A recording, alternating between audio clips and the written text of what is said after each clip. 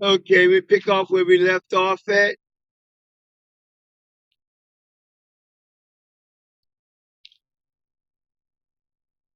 Absolutely. Let's jump right back in. We'll continue from where we paused and we'll get everything aligned just the way you want it. What is the next step? You said I said I needed the space. I needed to be condensed even more. Got it. We'll focus on condensing it more so everything is nice and tight. We can tweak those column widths and bring those sections closer together. Let's go ahead and do that next. What did I do? What do you want me to do? So what we'll do next is just adjust those column widths and maybe the row heights a bit more so everything fits snugly. You can go into your sheet, just select those columns and drag them and make them narrower. Same with rows if needed. And if you run into any trouble, just let me know and we'll walk through it together. Remember, I'm a 3-year-old, so you gotta kind of take me by the hand. How do I shrink the columns? You just said do it. You didn't say how. Absolutely. I'll walk you through it step by step. So just imagine you're grabbing the edge of a block with your little fingers in Google Sheets. You just move your mouse to the line between two column letters up at the top. When your cursor turns into a little double arrow, you just click and drag it to the left to make the column smaller. We'll do that for each column until everything is nice and condensed. And if you need any help, just let me know. Okay. So you said Google will automatically save my changes? Exactly. Yep. Google Sheets automatically saves everything as you make changes. So you don't have to worry about hitting a save button. It's all taken care of for you in the background. Okay. All right. That should be easy. Now, the other thing is, how do I just Sure thing. have the trade manager showing without all the other links over top? Absolutely. We can do that. Basically, you'll just want to switch your Google Sheets view into something like full screen mode or hide the toolbar. You can do that by going to the view menu and then selecting full screen or hiding the menus. And that way you'll just see your trade manager itself with all the extra stuff on top. Let me know if that helps.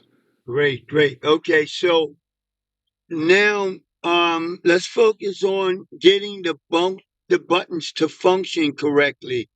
As you can see, do you need me to send you another screenshot of the new session and the reset session buttons? They're just kind of like in the cells by itself and they're still moving around. They're not functionable.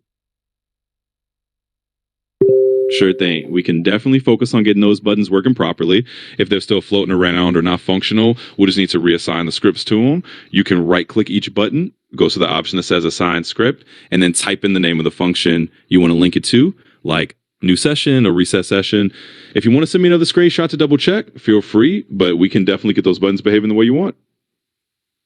Great, great, great. It's awesome. Okay. All right. Well, Absolutely. my PC is about to die. Is there anything I need to do before it dies? Well, the main thing is definitely just to plug it in or save your work if you can. But since it's Google Sheets, it's already saved. So just make sure you get it on the charger and we can pick up right where we left off once it's powered up again.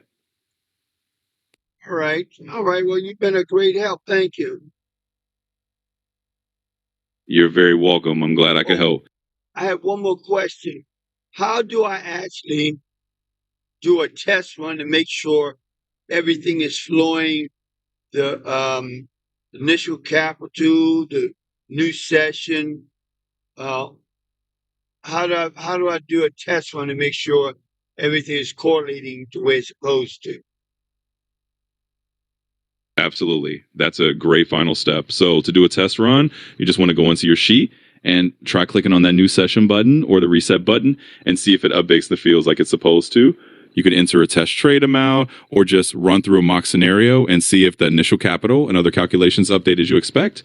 If everything changes correctly, then you're good to go. If not, we can tweak it from there. Okay. Now, once I get that green light as far as everything's working correctly, would I be able to add a section in there that would actually be able to give me, if I say if I put Bitcoin or a currency in there, forex currency, where with my dollar amount, my balance, it would be able to tell me what's the max I can be able to trade on that particular currency. Will I be able to add this on my chart somewhere? Absolutely. You can definitely add that in. Once everything's working smoothly, you can include a section that calculates the maximum tradable amount based on your balance and the asset you're trading. It's just a matter of adding a little formula or script that pulls in the current value of that currency or asset and then calculates what you can trade. So once the basics are all set, we can absolutely add that feature in. Awesome. Okay, I'm gonna let you go. Now, is this conversation being saved in my GGP chat? Yes, exactly. This conversation will be saved in your chat history so you can come back and refer to it anytime. If you need to pick up where we left off, it'll be right there for you. Okay, thank you. Good night.